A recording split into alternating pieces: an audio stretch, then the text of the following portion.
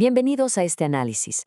Hoy vamos a adentrarnos en uno de los periodos más oscuros, caóticos y, la verdad, más fascinantes de toda la historia mesoamericana, el siglo X. Imagínense esto, una época marcada por el sonido de los tambores de madera, los silbatos de la muerte y el choque de la obsidiana. O sea, la era de los grandes astrónomos y filósofos pacíficos ya quedó muy atrás. El mundo que estamos por explorar se forjó literalmente a base de puro combate y conquista. Y bueno, fíjense en esta cita que ilustra increíblemente bien la magnitud del cambio. Como bien dice aquí, no fue un ajuste menor, sino un cambio de paradigma total. Piénsenlo, los antiguos reyes leían las estrellas para legitimar su poder, ¿verdad? Pues ahora el poder se mide por cuánta sangre se derrama en el campo de batalla. Es un giro brutal. La arquitectura pasa de ser templos abiertos a fortalezas amuralladas, y el sacrificio humano deja de ser solo un rito religioso para convertirse en una herramienta muy calculada de terror político masivo. Para que nos ubiquemos en el año 900 de nuestra era, la caída de superpotencias como Teotihuacán dejó un vacío de poder inmenso. Entonces, ¿qué pasa?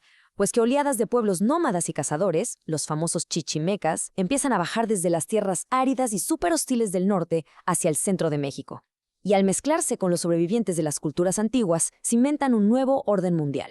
Uno donde francamente la piedad desaparece y el derecho a gobernar se gana exclusivamente a punta de armas. Pasemos a la primera sección. Tula, los señores de la guerra tolteca.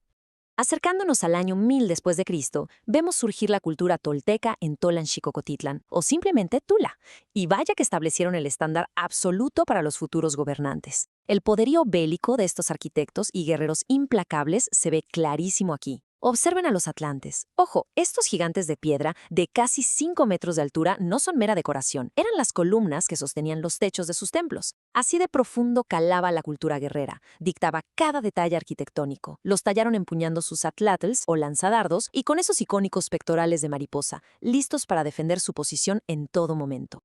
Ahora adentrémonos en el corazón estratégico de Tula, el Palacio Quemado, que de palacio de lujos no tenía nada, ¿eh? Esto era un cuartel militar en toda regla. Imaginen a las órdenes de guerreros de élite, el jaguar y el águila, reunidos en estas banquetas policromadas. Justo ahí, los capitanes de guerra armaban sus implacables estrategias y al mismo tiempo preparaban a los prisioneros para ser exhibidos y sacrificados. Todo esto para dejar muy claro un mensaje. En este nuevo mundo, la política y la guerra eran exactamente lo mismo.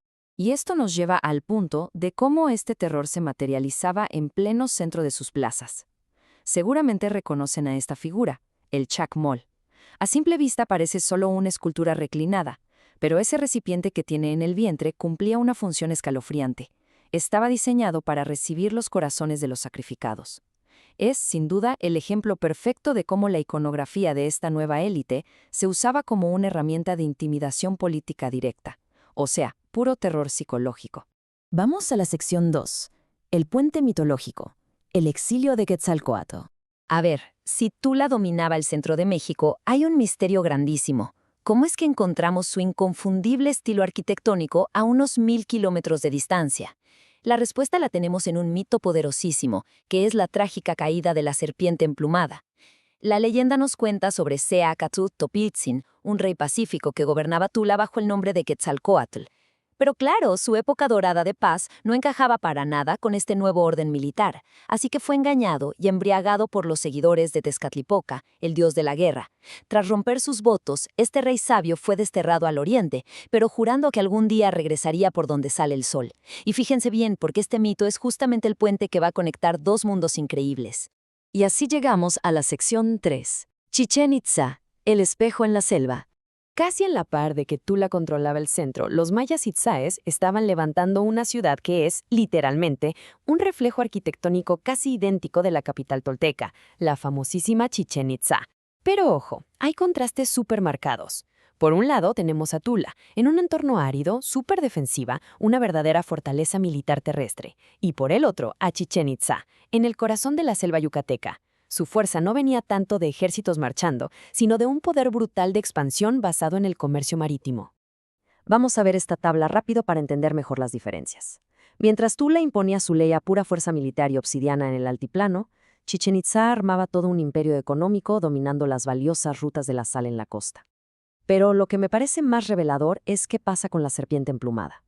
En Tula es este rey exiliado, Quetzalcóatl, y en Chichén Itzá el mismo icono reaparece, pero adaptado por los mayas como Kukulcán, logrando unir la arquitectura y la cosmovisión de ambas civilizaciones bajo el mismo manto mitológico. Y bueno, hablando de Kukulcán, aquí tenemos uno de los fenómenos visuales más alucinantes del mundo antiguo. En la pirámide del castillo, todo este diseño arquitectónico militarista se mezcla con un conocimiento astronómico que te vuela la cabeza. Resulta que durante el equinoccio, el juego de luz solar y las sombras en los escalones forman el cuerpo de una serpiente que parece ir bajando hasta conectarse con esa enorme cabeza de piedra en la base. Es una demostración de poder divino y, claro, de genialidad matemática que no tiene igual. Algo súper clave para entender el poder maya en este periodo posclásico es su increíble capacidad de adaptación. Pasaron de esa vida más cerrada en la selva a lanzarse a un comercio marítimo súper expansivo. Controlar las rutas de la sal les dio una riqueza brutal que rivalizaba de tú a tú con la fuerza militar de Tula. ¿Y dónde terminaba gran parte de esa riqueza? Pues en el sagrado cenote azul, un pozo profundísimo donde ofrendaban oro, el codiciado jade y, por supuesto, vidas humanas. Todo arrojado a las aguas para calmar a los dioses en este nuevo y despiadado mundo. Avanzamos a la sección 4. Señores del oro, jerarquía social y los mixtecos. Y si nos alejamos un tantito de las pirámides, vamos a ver cómo toda esta guerra y este comercio armaron jerarquías sociales completamente nuevas en las montañas de Oaxaca. Y la verdad, nadie dominó este juego del prestigio y la diplomacia brutal mejor que el pueblo mixteco. El nivel de sus artesanos es otra cosa. Por algo les decían los señores del oro. Hacían una filigrana finísima, joyería de turquesa y unas copas de cristal de roca que rozaban la perfección. Piezas que terminarían en la famosa tumba 7 de Monte Albán. Pero que tanto arte no los engañe. Líderes como el famoso señor Ocho Venado Garra de Jaguar no dudaban en usar desde matrimonios súper estratégicos hasta conquistas sanguinarias para arrebatarle el control de los valles a los zapotecos. Llegamos a la sección 5, 1150 después de Cristo, la caída de la era tolteca. Si volvemos al altiplano central, nos topamos con una realidad innegable. Hasta las fortalezas más imponentes terminan cayendo. Nos acercamos al año 1150 de nuestra era, cuando la Gran Tula choca de frente con un final bastante violento. Fue básicamente una tormenta perfecta.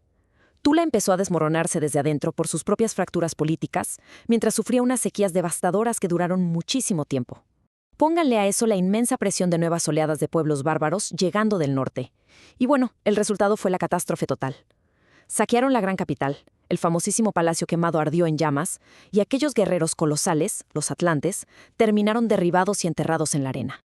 Y con esa caída, el caos regresó al altiplano central. Físicamente, Tula estaba en ruinas, pero lo curioso aquí es que esa cultura militarista tan despiadada que habían forjado, esa no desapareció para nada. De pronto tenemos a decenas de ciudades-estado fracturadas y dispersas alrededor de los lagos, peleándose a muerte entre ellas. ¿Por qué? Porque todas querían reclamar a toda costa el legado y el prestigio de ser los herederos absolutos del imperio tolteca. Lo cual nos deja con una pregunta bastante provocativa para cerrar.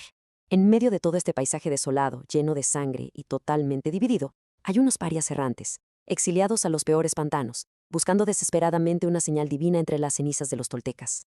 Desde los restos de ese orden anterior, se está cocinando un poder nuevo, uno que tomaría estas reglas del juego de la guerra, la obsidiana y el sacrificio, y las llevaría a un extremo que nadie se imaginaba.